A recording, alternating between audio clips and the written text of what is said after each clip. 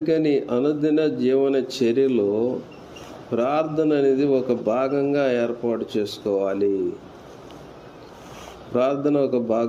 ఏర్పాటు చేసుకోవాలి.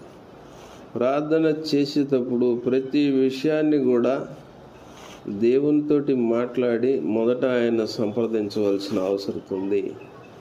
కాబట్టి ఇతరుల కొరకు మనం ప్రార్థన చేసినా, మన కొరకు మనం ప్రార్థన చేసుకున్నా, ప్రతి విషయము కూడా ఇక్కడ బ్రతికే కాలంలో ఏ విషయాలు మరి మనకి తారసపడుతూ ఉంటాయో ఆయా విషయాల్లో మనం ఏం చేయాలంటే దీన మనస్సు అనే వస్త్రాన్ని ధరించుకొని కృతజ్ఞత కలిగిన వారమైంది. ఈ స్పృహ అనేది ప్రార్థన చేసేవారికి ఉండాలి. లేకపోతే వారు కృతజ్ఞత లేని వారై ఉంటారు. గతంలో దేవుడు చేసిన మేలునికి నీవు కృతజ్ఞత కలిగి ఉండకపోతే భవిష్యత్తులో దేవుడు చేయబోయే వాటి కొరకు ఏ రీతిగా నువ్వు ఎదురు చూడగలుగుతావు?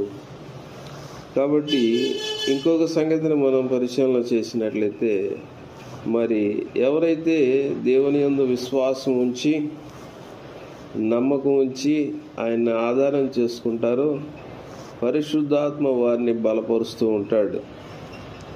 ఇది ఒక కార్యక్రమం. దేవుని ఆత్మ మనలో నివాసం చేస్తూ ఉంటాడు. ఈ పరిశుద్ధాత్మ ప్రతి విషయంలో కూడా మనకి శక్తిని అనుగ్రహిస్తూ ఉంటాడు. ప్రతి విషయంలో మనం ఎలాంటి నిర్ణయాలు తీసుకోవాలి, మరి దేవునికి ఇష్టలుగా మనం ఎలా జీవితాన్ని కొనసాగించాలి, ఒకవేళ ఏదైనా బలహీనతలు, కష్టాలు, శోధనలు ఎదురైనప్పుడు మరి అలాంటి పరిస్థితుల్లో మనము వాటికి లోబడకుండా పరిశుద్ధాత్మ మనకి సహాయం చేస్తూ ఉంటాడు. ఆ రీతిగా దేవుడు మనల్ని బలపరుస్తూ ఉంటాడు అన్నమాట.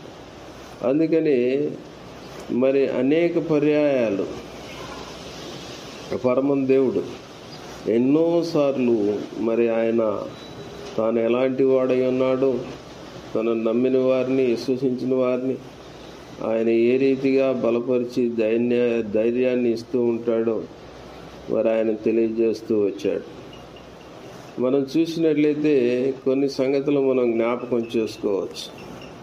పరమదేవుడు పాత నిబంధన కాలంలో అనేక మందిని బలపరిచాడు, వారికి తోడుగా ఉన్నాడు. మరి వారు ప్రతి విషయంలో దేవుణ్ణి సంప్రదించేవారు.